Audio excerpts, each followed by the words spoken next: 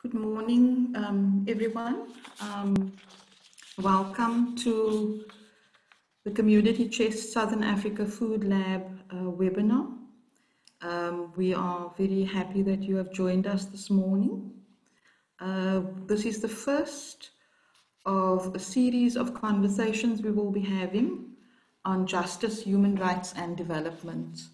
And our intention is to deepen our understanding of justice, human rights, and the food systems so that we are better able to respond. Both Community Chest and the Southern Africa Food Lab have been concerned and engaged with the escalating food crisis during the COVID-19 pandemic. And it is common knowledge that poverty, unemployment, and food insecurity is not new, but have certainly been exacerbated during this period. In fact, every inequality that exists has been sort of had a full spotlight on it during this period. So this webinar amplifies the partnership between Community Chest and the Southern Africa Food Lab, which was reflected on the online publication Challenging False Narratives in a Global Crisis, Reflections on Human Rights, Inequality and Food Systems, which was released on the 28th May on World Hunger Day. All three panelists with us today, Nonhlanhla Joye, Rushka Eli, and Gareth Haysom, were contributors to this publication. And Scott Remy, who is the co-host with me today, I'm Zanaria Barnes, was my co-editor for this particular publication. The provision of food to our most vulnerable people during the pandemic has ensured a measure of relief when most needed. But the World Health Organization has warned that the pandemic is in fact getting worse. So this support will continue to be quite vital.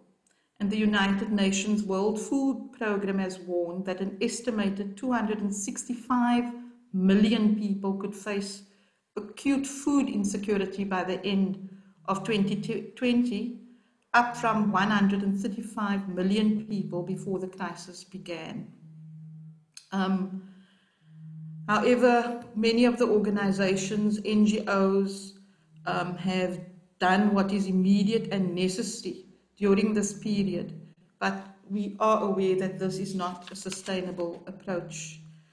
We need to identify and nurture the seeds of a more secure food system, act now to make these grow, and work out a strategy to build towards a different future. So this conversation, one of many that have been taking place, is a very necessary one. And our panelists will be providing insight on these pressing issues. I'm going to briefly introduce them and we'll place their longer bios in the chat. We have Nonhlanhla Joye, who's joining us from KwaZulu-Natal. She's a farmer, a social entrepreneur, and the founder of Umgibe, Farming Organics and Training Institute. She is also an advisory board member of the Southern Africa Food Lab. We have Rushka Eli, who is a development practitioner with a focus on local, city, and town scale challenges, processes, and solutions. She currently leads a number of programs for the Western Cape Economic Development Partnership, the EDP. And finally, we have Gareth Haysom, who is a researcher at the African Food Security Urban Network based at the African Centre for Cities at the University of Cape Town. We welcome our panelists and we will begin immediately with very little additional comments by myself. And we'll start with Nonhlanhla Joye.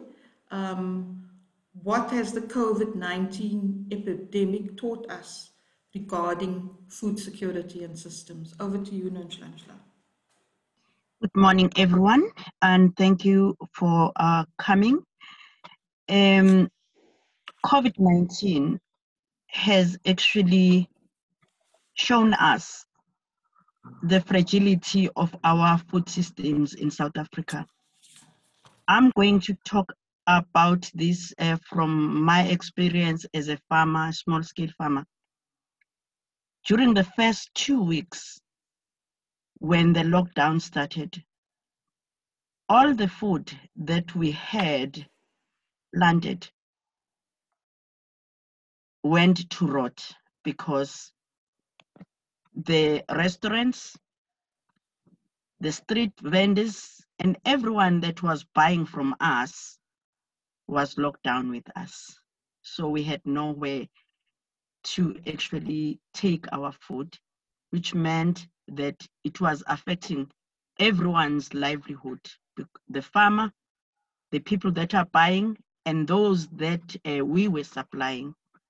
So COVID-19 is not just a disease that has come to affect us in our physical health, but it is also a social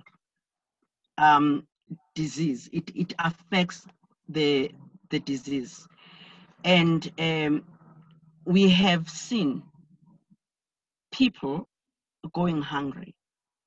And while I'm saying that, it's not all negative that has happened during the COVID-19 time. It has also shown us that there are opportunities if we work together. As I said, we lost our crops, but the civil society came together and we channeled our food through food flow that helped us to be able to continue selling and giving people nutritious food. And that to me said, if we could continue working like that post this COVID era, we will be able to secure our food systems to start building on having a food secure South Africa. If everyone starts growing their vegetables, and if everyone start localizing their food systems and working together, we will be able to do something. But right now, we are still going to face a lot of problems because this caught us unprepared. And for me, COVID-19 is a wake-up call. Thank you. Thank you, Nonhlanhla. We'll now move to Rushka Eli, who will provide us with her thoughts on this. Thank you, Zanaria. Also, good morning to everyone. I feel very privileged to be here and share my thoughts with all of you. So I want to start with contextualizing my input by talking a little bit about the organization that I work for. So as Zanaria mentioned, I work for the Western Cape Economic Development Partnership, or the EDP. We are an intermediary organization that works towards systems change. So unlike my fellow panelists, I'm not a food security expert. The way that we work is to foster collaboration within government, between spheres of government, and between government and the private sector and civil society. And this work is usually grounded in projects that seek to address complex issues. So with the onset of COVID-19 and the subsequent lockdown, the EDP began working with both government and civil society organizations and communities around food security, around the food security crisis in Cape Town. And very quickly, 3 important lessons emerged for us. The first was that government didn't have relationships with the NGOs working across the city. So they didn't know who was doing what and where, and they didn't have the systems in place to map those relationships. Secondly, and this might not be surprising, is that government's cumbersome and compliance-driven supply chain processes are not actually poised to respond to crisis. and its focus on due process, which usually is necessary, often outweighs the necessity to preserve the rights and dignity of individuals during a crisis. The third was that while civil society organizations and community groups can organize very quickly, and we've seen great examples of people mobilizing within communities to feed those in need, the inequalities in our society have meant that some community initiatives have been far better resourced than others. And also the fact that data on the extent of support needed in various communities and who is doing what and working where, the fact that that data is unreliable and inconsistent means that there's been overlapping support in some areas and, more importantly, gaps in food relief efforts. And even if none of these challenges existed, the method of delivering food is unsustainable. So the majority of civil society organizations in our network have reported that their resources for food relief are declining while the need for food relief is growing. So above all, our biggest takeaway from this experience is that our food system is deeply flawed. We've actively created a food system where an individual must have a job to exercise their constitutional right to access food for themselves and for their families. And we've created a society where even in the absence of a global pandemic, standing in lines to access feeding schemes and food kitchens are part of the daily lives of millions of people in our country who have absolutely no say in what they eat. So our biggest challenge now is to rebuild the system. So how do we do that? Well, I don't know. And I wouldn't imagine that anyone has a complete solution. But I have three suggestions, or a few suggestions on how we get started. The first is that a crucial first step is to build better, healthy relationships between government and civil society. We know that government cannot effect the change that required on its own. It needs the expertise and experience of those working most closely with communities to reimagine the system. This requires a shift from government dictating the terms of the relationship to viewing civil society as a partner in finding solutions. And this needs to go beyond talking about collaboration in a strategy or setting up steering committees or forums or things like that, which we've all been in. These relationships must be built on the principles of enabling innovation, joint problem solving, learning, and adaptation. So government needs to invest in building relationships of trust. And this requires time, it requires resources, and it must happen now, not during the next crisis. So government must support NGOs during the good times and not just call on them during crisis when they need their help. So we need to invest in our relationships so that we become resilient and we can deliver what is needed on the ground. Thank you. Thank you very much, Rushka, for your input. I will now ask Gareth to provide us with some of his thoughts on this matter. Thank you, Zaria. Thank you so much. And thanks to the panelists who've come before, and good morning to everyone who's in this webinar. I want to address three things really, what COVID has taught us, but specifically around how governance is structured in society around food and food access. I want to just talk a little bit about the difference between hunger and how political hunger is, and how I'd like to argue that food insecurity isn't that political, and the difference in what that creates. And then I do want to reflect on some of the emerging responses that Nonhlanhla and Rushka have also spoken to, but from my own perspective. But I think the government's sort of governance architecture to address and enable the progressive realization of the right to food has been shown to be woefully inadequate as a result of COVID. And we know it was like that before, but it's just kind of made that so much more abundantly clear.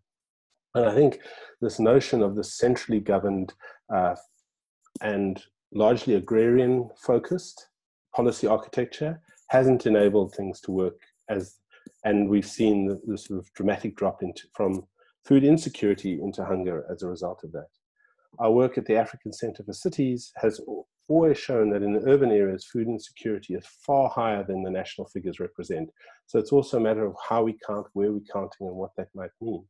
But similarly, the Peter Maritzburg Economic Justice and Dignity Organization has shown that it's not just about food, it's also about all the other household goods that have to be purchased and how households are making hugely strategic decisions around what to do and how to purchase. And often as a result, having to, in a way, choose to kind of forego food in order to get essential items.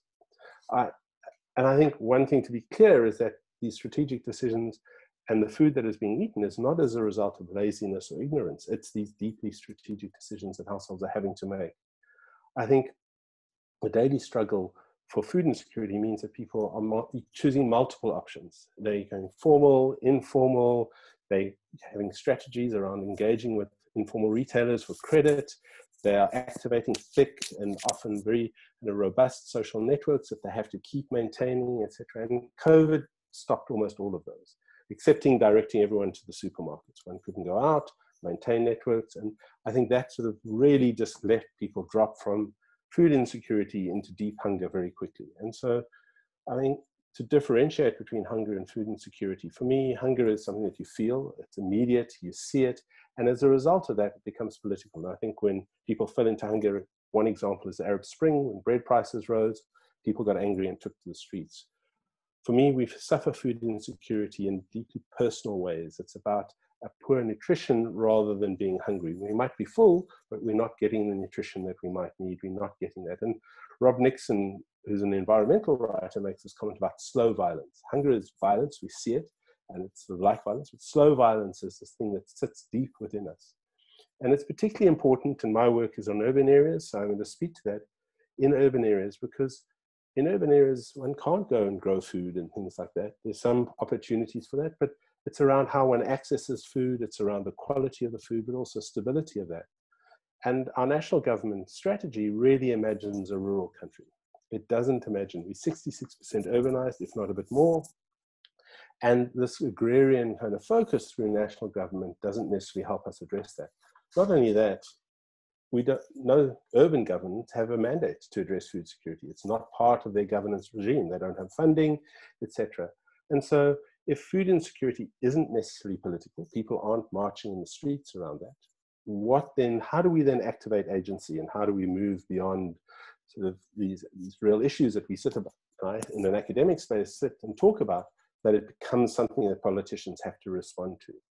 And I think there are a few things around the urban space that we need to realize as well. And Rushka mentioned this, hunger is something that is there, but if you lose your job, if networks are blocked, etc., you fall very quickly into hunger. But life in urban areas is also congested. It's close, it's crowded. The street is often both the lounge, it's the kitchen, it's the place of play, etc. So that's often where a lot of things happen. So to imagine that congestion, to imagine and provide the solution of these easy silver bullets of why don't we just grow enough food? It might work for some, but it doesn't work for everyone. And it's far more nuanced and far more problematic in ways of that lot. And these multiple sources need to be maintained, and they're key part of the resilience strategies that everyone kind of activates. But there are really interesting networks emerging, and Rushka and Nonhlanhla have mentioned some of these, but in neighborhoods, through faith-based groups, through the CANs and other such networks, but also specifically between local government and civil society. And I've been really interested in these things, and they're place-based. They're happening in the context of what's necessary in specific places. But what's also been really interesting for me is seeing how, despite not having a mandate to do food, there are these local government champions and even provincial who've been actively working around food security issues for a long time without a formal mandate, maintaining thick networks. And when COVID hit, they activated those networks and they brought everyone together. And Andrew Barain from the EDP mentioned, it was in the newspapers on the weekend, how these networks are emerging and how do we build them. My question to that is, how do we build them if that agency dissipates, if that need to come together falls away? And how do we maintain that need to keep this issue political? How do we make it something that people have to worry about? But I also think it's not just about the politicians who have to worry about this. This is a societal problem. And we have to start thinking about this. Before we came online, we were talking about the inequalities being made really evident about this, and how we respond to that, and how we are reflexive of our own privilege, and how we move into spaces that allows us to respond to things. And for me, I think it's about really activating these spaces and maintaining that agency, and thinking of a different kind of governance. A governance, in my way, it's just not, you mentioned these forums, etc., but it's about co-governance. And I think how government responds to that, but how society responds to that space becomes very interesting. And so I'll leave my input at that for now, and we can carry on with some things. So thank you. Thank you very much to our three panelists for their inputs. I'm not going to sum up your inputs right now. Scott, my co-host, will be doing that towards the end. We welcome questions from the floor, but before I take those, I just want to pose a question to all of you about how has this COVID-19 challenged or changed the way that we think and act, either as individuals or organizationally? What impact has it had on us in this period in terms of thinking about food security and food systems? I don't, Nonhlanhla, you want to go from there? And is, in terms of, if I'm going to start with Nonhlanhla, about local agricultural food systems being developed, is that something that can be done in urban areas as well, in terms of what Gareth has just posed right now? Definitely. I think sometimes we look at urban areas as places that cannot be able to contribute towards food security, because we look at space and we look at maybe contamination due to especially in informal settlements and everything. But recently it has been proven that there are so many ways one can be able to localize the food systems, looking at the ecosystems that are already in place, put by the communities that are staying there, and you find that people are able to do the little that they can do. And if everyone can then look at that and perhaps help those people that have already started to grow and have more numbers, use local-based solutions, because it doesn't happen the same way everywhere. We tend to just put everything in one bucket. I think if we could be able to work with the people on the ground and understand their problems and how they see themselves out of that, perhaps we could come out with better solutions than the ones that we think we have in our heads. Thank you. Thank you, Nonhlanhla. Rushka, would you like to respond to that particular question?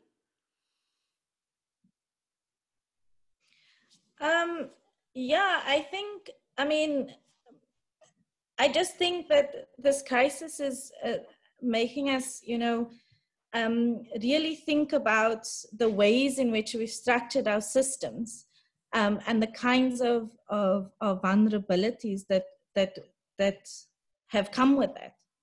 And for me, I just want to echo a lot of what Gareth has spoken about before around, area-based partnerships. I think more now than ever, we realize that because of our varying contexts, that actions need to happen in place so that they can be responsive to the social ecological system that exists there. So a food solution in Mfuleni is going to look very different to one in Saldanha Bay, because the ecological assets and the skills and the social challenges are different. And so kind of capacitating area-based partnerships with teams that need to be capacitated to develop shared goals, to engage in joint actions and share kind of resources and create collaborative governance structures, I think is quite an important step to moving forward. Thank you, Rushka. Gareth, your response to that particular question? I think there's lots has changed, but I'll speak to two things. One, in my own work. So in the early 2000s, I wrote the first sort of food security strategy for the town of Stellenbosch. And it was accepted by national government, and it never took off. And I was quite surprised by that. And in reflecting, I realized it was because of this point that I made earlier, that no one was really activating around food. And so it wasn't, whilst the municipality approved it, there was no political imperative to act on that. There are also all these different vested interests and very diverse views on what that solution might be. And I think what COVID has shown us and how it's changed it is this refocusing and this definite focus back into that. And so I'm seeing this kind of urgency to come together and find combined solutions. Scott speaks about stretch spaces, these things that, the Food Lab has been doing. But I kind of, on another level, sort of organizationally, we've been having these, we sit in a number of forums that are really productive, like the community of practice right out of the food security center of excellence at UWC, where we've been having these conversations. But this crisis has woken us up to the immediacy and the urgency of those conversations that, how do we now find solutions rather than sort of working through various different things. They've been great to get us to understand each other's perspectives, our positions, but how do we drive that forward? But the other thing that's happened organizationally is suddenly we're having conversations with different voices that have always been there, that may have been silenced on their own, may not have been. So the sort of networks are growing in really interesting ways. And that's been really rewarding because it's added sort of multiple layers and robustness and different levels of critique to different sort of easily throw out responses and things like that. So I think it's refocused that, and I think it's part of an emerging process. And one of the heads of the World Health Organization said, we're building this plane while flying it, as a quote. And I think that's what's happening at the moment. So we're making mistakes, but we're also moving forward in very interesting ways. Thank you. I'm going to sort of direct some questions that we've received from our audience. There's one which comes from Paul Hoffman. Nonhlanhla mentioned food wastage at the beginning of lockdown. And the question here specifically is, what solutions do panelists have in relation to the wastage of a third of the food produced in South Africa? It's a question for all the panelists, but I'll allow any one of you to jump in on that. Nonhlanhla, do you want to kick off, seeing as you mentioned it, and then the others, if they have anything to say? There are other questions as well. Well, what we've done with the food wastage that has been happening is that some of the food we donate now to charity organizations. That's one of the things that we do. And secondly, we now process the food and make sure that it is preserved so that it can be able to help people even after it's long, what you call overdue, and it has lost its freshness. And my organization have started a soup kitchen to also make sure that the food does not go to waste. There are so many ways of preventing that from happening, but it can only act if every one of us try to do something about it. Because I can try something and the next person can do that, but if others are not doing anything, we'll continue having people starving, but others what call throwing food on a daily basis. I guess that's what needs to happen. And also if everyone has got a food garden in their home, there won't be any need for the food to be thrown away, because you only pick up what you need at that particular time and you eat. You can barter with your neighbor as well. Thank you. Thank you. Any of the other panelists want to say something about that? I think, no, thanks. Paul's question is great, and you mentioned the 30%, and I think it's about where that 30% happens, and it happens across the food supply chain. But I do think it's a symptom of the industrial system. I trained as a chef, so, long ago, and, there was a saying that relates to things, it's the only thing you can't use of a pig is its oink. And, there was a process of kind of working that you used everything. And I think in the industrial system, waste has become part of that system. It's factored into the price, and as a result, the poor often in communities pay that price. But I do think it's also kind of relates to the silos, and we don't ever review the entire system. We're viewing very different parts, and there are different actors. And so I think it's about what is required far more is around a far more whole system approach and understanding that system. We also have very strange, because the urban system is not focused on, we have, food is not part of what urban places worry about. So if a supermarket has excess waste, their health and safety regulations say that that has to move off the loading bay as quickly as possible. So if something's spoiled, so I've been to landfill sites, and every day there are trucks that arrive with food that's being dumped. And that could be diverted very easily, but the supermarkets don't have the systems. Where they have stuff that is not perishable and that they can survive, there's a perverse system in South Africa where our sort of points that you get for broad-based BEE go to community investment. So you're seeing people stocking full shelves, but also gaining a perverse benefit by then donating it to other groups and claiming that as a bonus. And whilst those groups need that food and that's useful, it just doesn't seem to make sense. So I don't have a solution to it. I think it requires a whole set of very interesting things, and it's completely, it's a real problem that we're wasting so much food, but it does require a very different approach. And I think the industrial system is that a large-scale farm wouldn't be able to do what Nonhlanhla is doing about kind of reworking that and processing. It's just not part of what's part of their terms of conditions or their performance management system. Thank you. Rushka, would you want to give a shot at addressing that? Are you happy? No, I mean, I think Gareth and Nonhlanhla have kind of outlined the issue, which is obviously a very complex one. But I think that, and Gareth alluded to this, is we need to change the way that we look at food. I think fundamentally that's a big issue. It can't just be a commodity, or a thing that we trade with.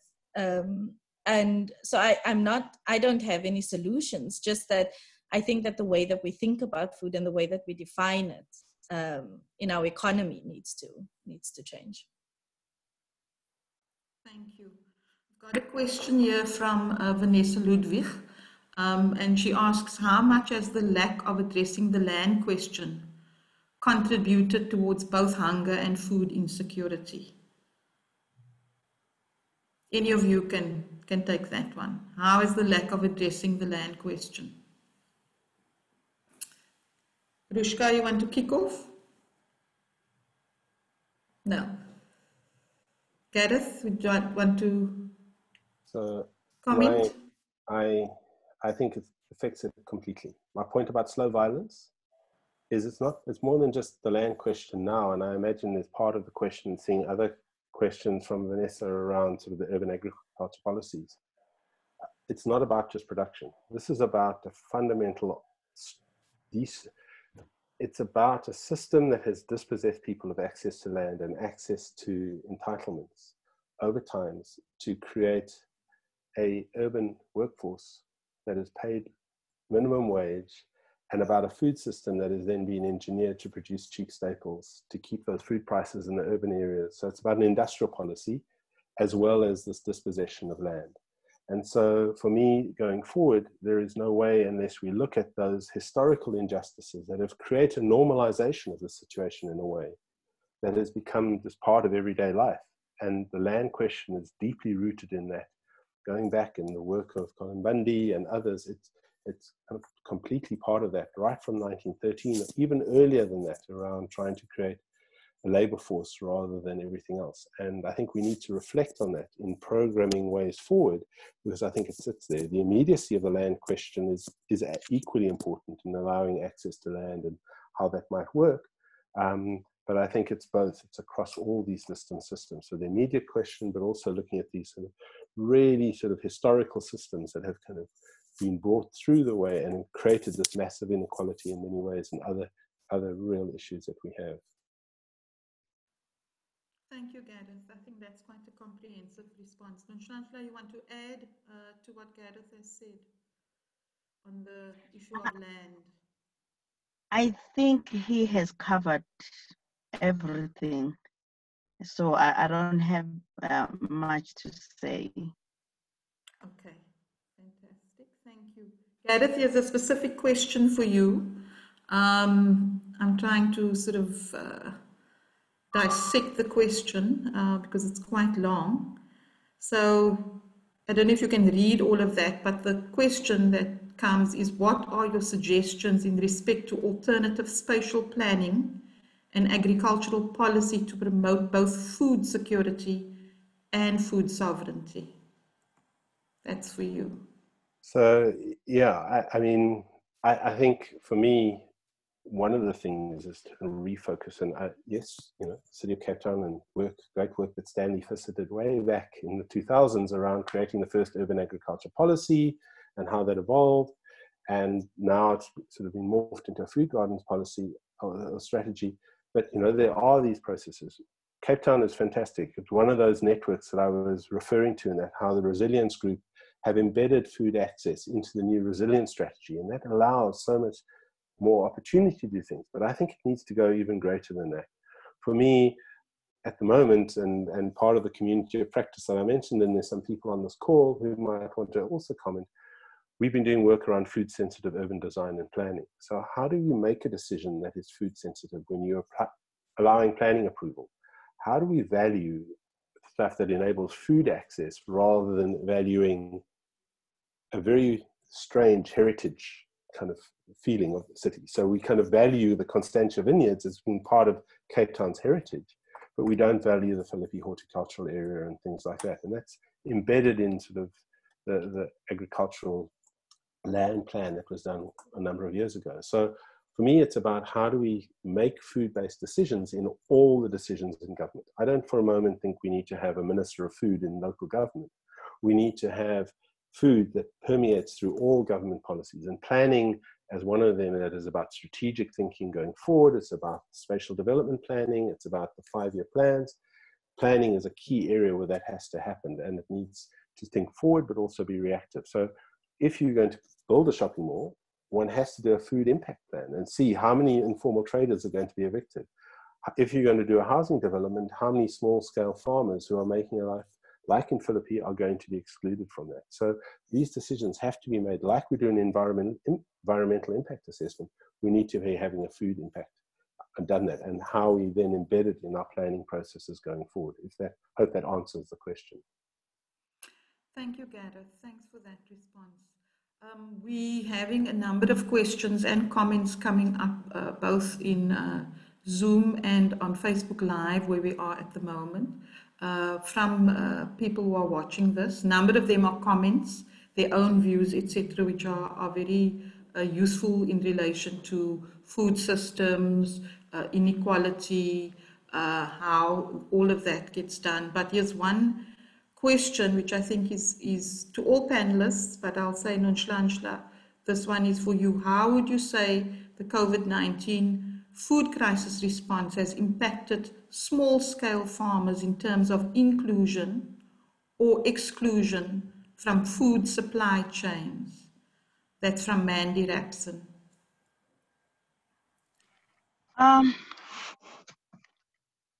Small-scale farmers have suffered a lot during this time.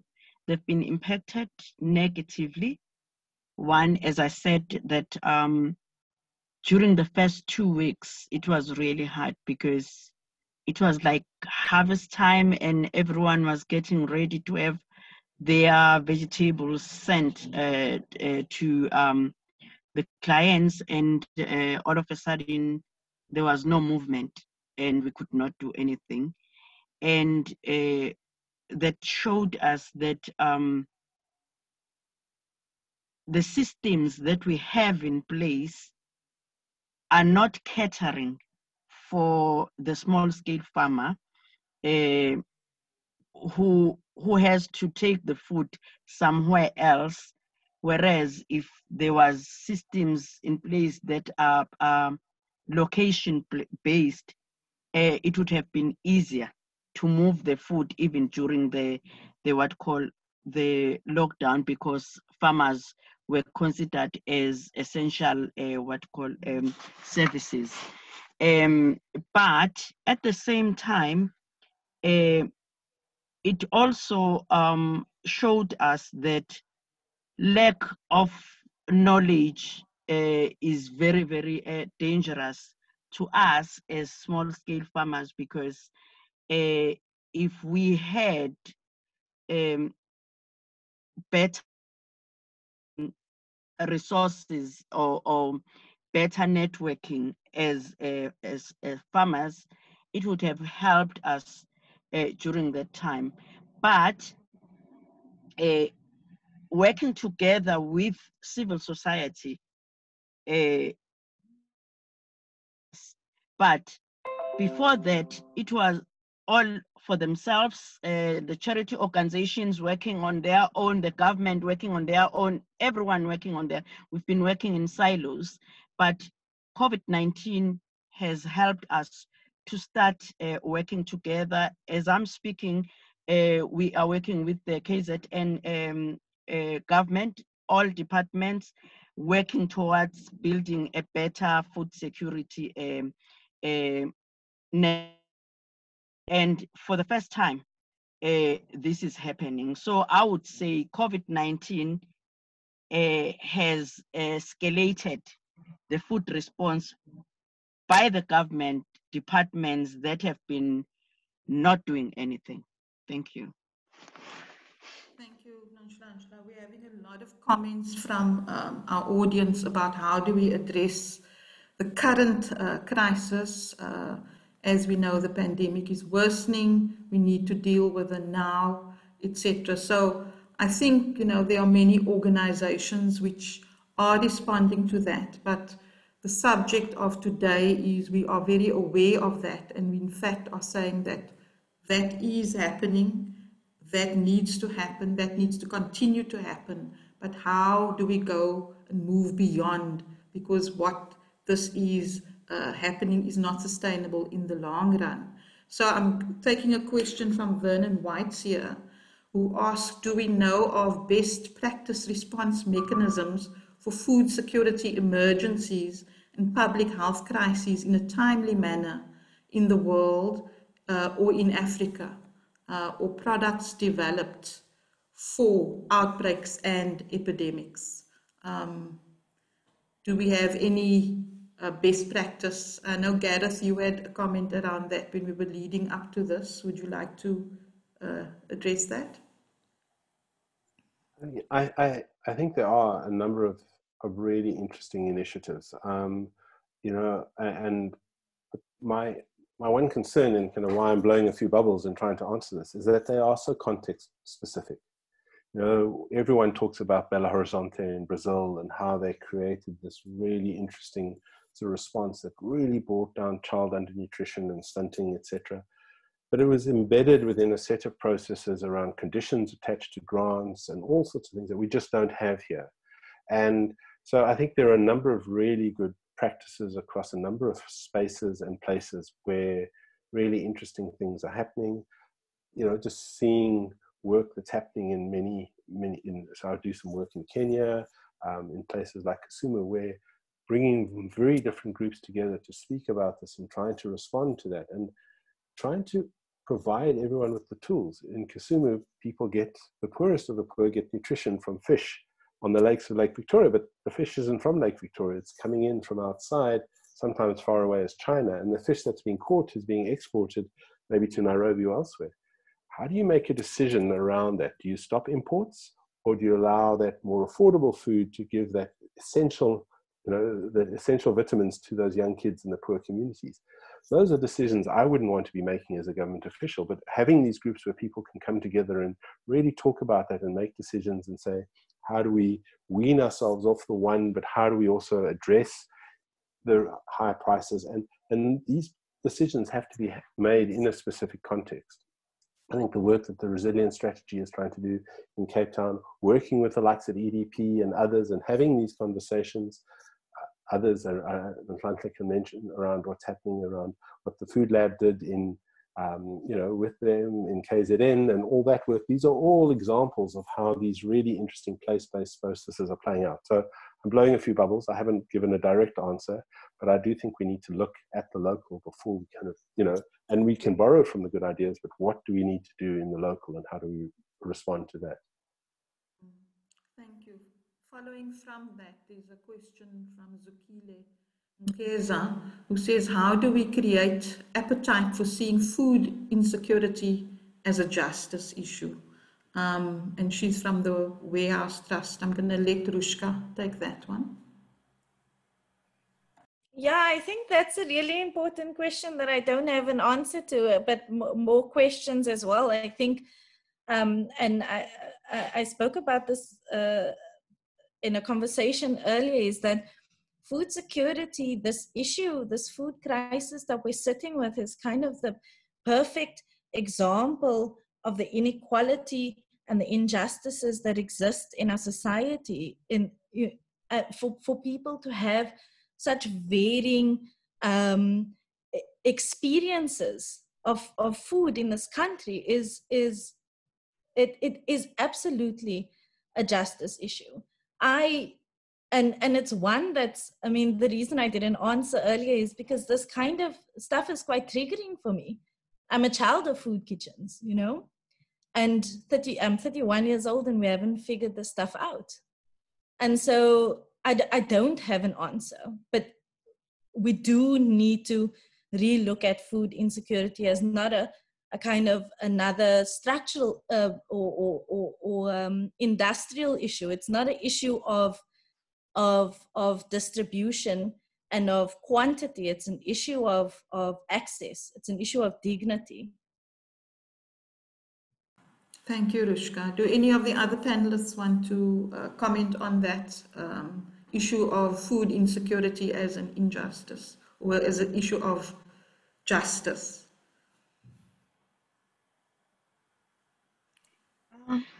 I don't have answers, but all I can say is that food security is a basic human need.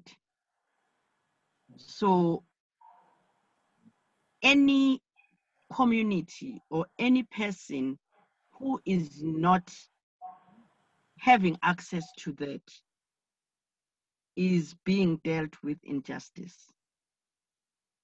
So I don't know. I don't have the answer.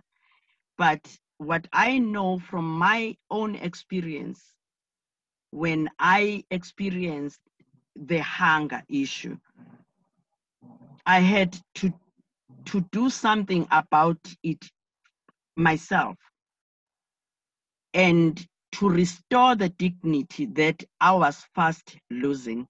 Maybe we should look at mobilizing communities to start looking at the solutions that are going to get them out of food insecurity and teach them that they can be able to start themselves and then move forward and work together.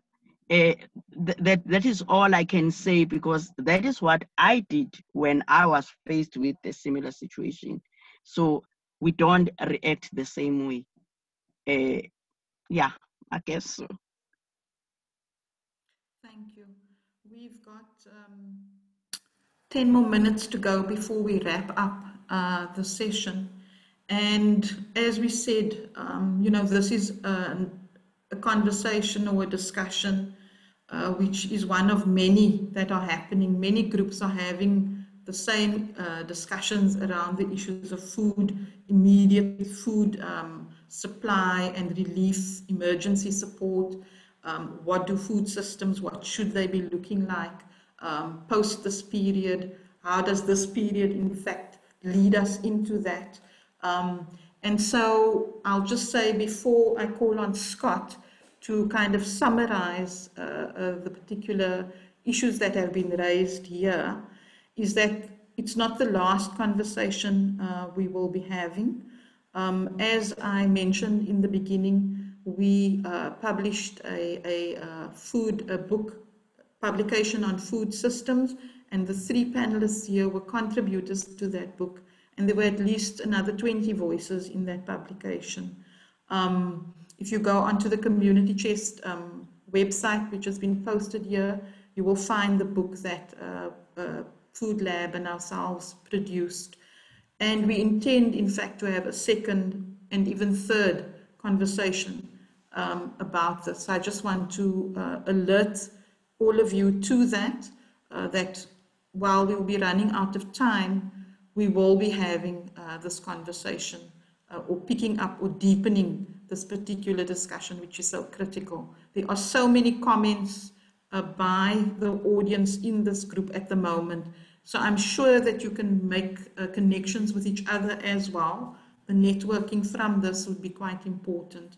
I'm now going to call on my co-host, Scott Drimmy, to sum up what has come out of the discussion so far.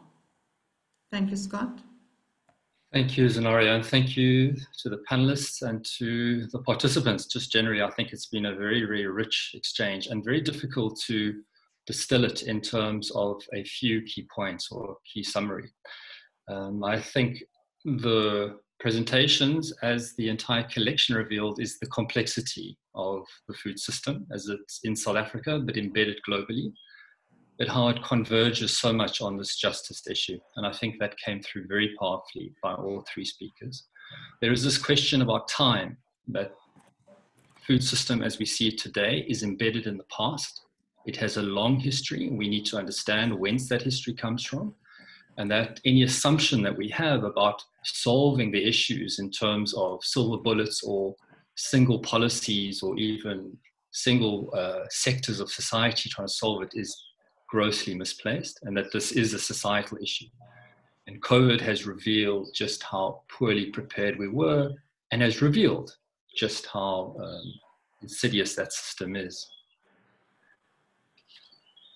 I think focusing in the 2 minutes that I have, the emphasis should be on the future and on rebuilding a new system, or rather, where do we move from here? So we're going to have any number of webinars from now onwards, and we will continue to exchange as we are using platforms such as Zoom. But this question of hunger, of food, of immediacy is going to continue, and this is probably going to be ratcheted up. And as COVID perhaps releases us over 18 months or 2 years, that system is still going to be intact, that food system. And so there's something very powerful about needing to recalibrate, reconnect, overturn what has shown us to be so poorly prepared and so weak. And so questions about avoiding silver bullets, about building where there is already success. So the cans, for example, or civil society being mobilized to work with local government, or what Umgibe is doing in terms of really trusting people in KwaZulu-Natal to build and then allowing the state to respond, are some of those things about reconnecting. Rushka is clear about relationships and trust, that yes, we've had organizations that have come in and tried to reconnect and ensure that the state works with civil society. But in many ways, we've revealed just how the trust deficit in this country is so acute, and that we're having to rebuild trust and relationships beyond the weasel word of collaboration, to use one of our panelists' term, beyond gentle overtures and policy that we need intersectoral or multi-sectoral collaboration, to getting to what that actually means. And perhaps, as many of the panelists have argued, this is about relationships at the local. It's about place-based solutions. It's about finding those interesting relationships that we can in fact build on. And indeed, trying to emphasize maintaining different and diverse voices in finding these solutions. In so many ways, this is an intersection of a food system, a health system, an economic system that is then revealed perhaps where we are as a country, and now requiring a very, very different approach in terms of solving it. So those are highfalutin terms, but in a way to try and capture, I think, some of the richness of three presentations, but also the many other pieces that were in the collection that we will speak to in the next 3 weeks and beyond. Thanks, Honoria. Thank you very much, Scott. I'm going to ask we've got 5 minutes, so I'm going to ask all the panelists to sort of 1.5 minutes to give some concluding comments around this, and then I will just make a final comment at the end. Nonhlanhla, we'll start with you. Thank you, everyone, for coming. I am looking forward to participating in another one of these discussions, and I have learned a lot from my co-panelists, and I'm hoping my contributions would be able to help some of the people that were here with us today. Thank you so much. Thank you, Rushka. Thanks, Nadia. Yeah, I think a lot's come up here today, and I just want to talk about, you know, the kind of relationships that we require and what's needed for that, right? So I think that for these relationships between governments and civil society to become healthy, functioning relationships, government's role in the system must be reimagined. So perhaps we can think about this in two folds, right? So we have this legal framework that prevents the worst behaviors like corruption and looting state coffers and taking advantage of vulnerable communities. We have that legal framework, and that is absolutely necessary. But government has a dual role. And so if we want to think about ours as a developmental state, then only regulating to prevent bad behaviors is not enough. A very good friend of mine came up with this idea of enabling constraints, which sounds like an oxymoron, but it's actually something we introduce in our lives all the time. So if you think about how we constrain our intake of junk food to enable our sustained health, or we give our kids a bedtime to make sure that they can grow and excel in school. It's something that we practice all the time. And I think that the disruption that's required is for government to flip the switch and say, well, what are the constraints that we need to put into our interactions that will enable development rather than hinder it? Yeah, and I just want to say, just thank you to everyone, my fellow panelists and Community Chest and everyone that's kind of been with it. Gareth? So I mean, my reflection is kind of part based on what has been discussed here, but also some reflecting on what's happened in the past. So I was part of a group that tried to activate different ways of governance around the 2008 food crisis. And there were some fantastic ideas that came out, but as the crisis dissipated and politics changed after 2008, very little else happened. I think the drought awoke us to all sorts of different ways of acting and how we respond. And I think for me, you know, I don't, how many people still shower in a bucket and things like that, and that sort of thing. So how do we kind of not just, as soon as the crisis has passed, just say, okay, that was it, we got through it, whew. How do we embed the lessons that we're learning from all these crises and activate for and drive real change that moves forward? And how do we kind of say we can't go back to what we were before? my concern with some of those earlier crises is we went back to where we were before. So, but also I think it's how do we move forward, but how do we learn, and how do we embed the learning from a whole set of other processes to make sure we don't revert into spaces of that massive inequality and injustice that we spoke about. But also thank you to the panelists, thanks to Community Chest, thanks to everyone, Zenoria and everything. It's been, yeah, Rushka and Nonhlanhla, it's been fantastic being part of this group. Thank you. Yeah, thank you so much, everybody. Thank you to Nonhlanhla, Gareth, Rushka, Scott. It's been, it's been a conversation that is really necessary, as we indicated. One of many that are happening, one that many that need to happen, that will need to happen. And as mentioned, we intend to do another one in 3 weeks. I know there is an appeal by many of the participants in the Zoom call about us looking at the immediacy of the issues, etc. I think everybody is busy with that right now, and we will definitely consider whether, the next one, what it will focus on. But I want to thank all of you for coming and joining us today, and we hope that, the sort of rich and emerging conversations, discussions that are happening, you can take away something from that to your organization, for your own practice where you are, and join us for the next conversation. You can also keep in touch with us via, I think, contact numbers have been exchanged here. I've placed my one there if you want to be in touch with any of the other panelists around the work that they are doing. We've put up their bios. You can see the organizations.